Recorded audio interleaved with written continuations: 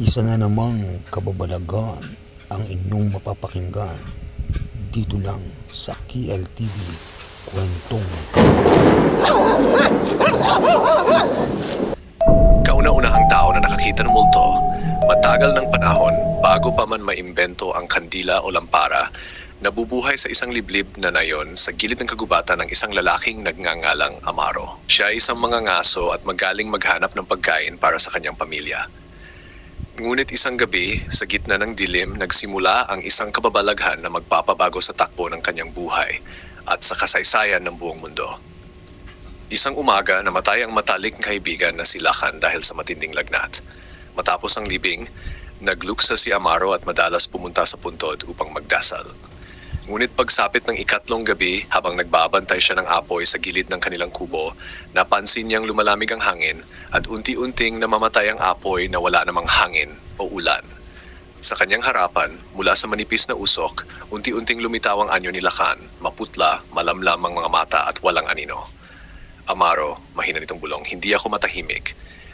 Hindi pa ako makatawid. Nanginig si Amaro. Wala pa sa panahong iyon ang salitang multo at hindi pa alam ng mga tao kung ano ang kaluluwa. Kaya tinanong niya, Lakan, bakit ka bumalik? Dahan-dahang naglakad ang anino at itinuro ang kagubatan.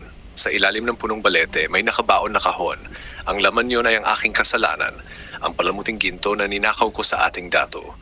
Hanggat hindi iyon ay babalik, mananatili akong nakakulong sa pagitan ng dalawang mundo. Kinabukasan, sinunod ni Amaro ang bilin at hinukay ang ilalim ng punong balete. Totoo, may lumang kahon na puno ng gintong palamuti. Ibinalik niya ito sa datu at ng gabing iyon, muling nagpakita si Lakan, ngunit ngayon ay maliwanag ang anyo at may ngiti. Salamat kaibigan, malaya na ako. Pagkatapos ay naglaho ito sa sinag ng buwan.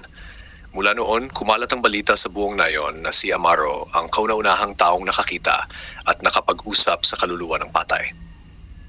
Nagsimulang maniwala ang mga tao na kapag may hindi natatapos na gawain o kasalanang mabigat, ang kaluluwa ay bumabalik sa mundo. At sa bawat gabing malamig ang hangin at lumalabo ang apoy, natatandaan ng mga tao ang babala ni Amaro.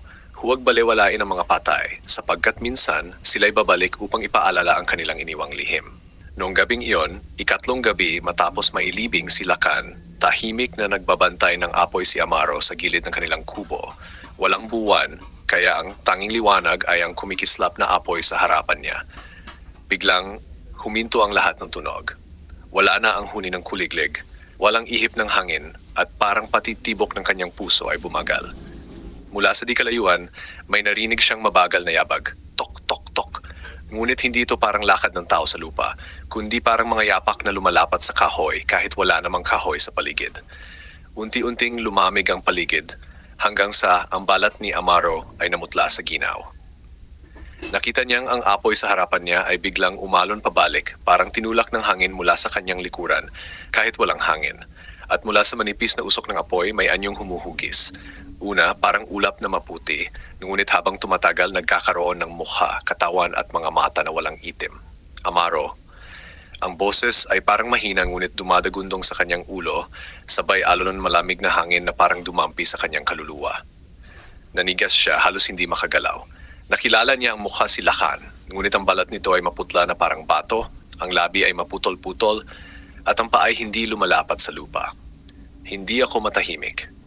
Kasabay ng salita ay narinig ni Amaro ang tila paghuni ng ibong uwak mula sa kawalan at ang mga anino ng puno sa paligid ay gumagalaw kahit walang hangin. Itinuro ng multo ang kagubatan. Sa di kalayuan, nakita ni Amaro ang balete na tila mas mataas at mas makapal kaysa dati. At sa bawat sanga nito ay may mga nakabitin na anyong parang mga tao. Anino lang, ngunit gumagalaw. Kinabukasan, matapos masundan ang bilin ng kaluluwa at may balik ang ninakaw na ginto, muling nagpakita si Lakan sa huling pagkakataon. Ngunit ngayon, hindi na nakakatakot ang kanyang anyo. Maliwanag ito at parang sinag ng araw. Salamat kaibigan. Malaya na ako. At sa huling iglap, natunaw siya sa liwanag ng buwan kasabay ng pagbabalik ng huni ng kuliglig sa paligid. Mula noon, kinatatakutan at iginagalang ng mga tao ang gabi. Kapag nanahimik ang kapaligiran at biglang lumamig ang hangin, sinasabi nila may kaluluwang nagmamasid naghihintay na marinig ang kanyang kwento.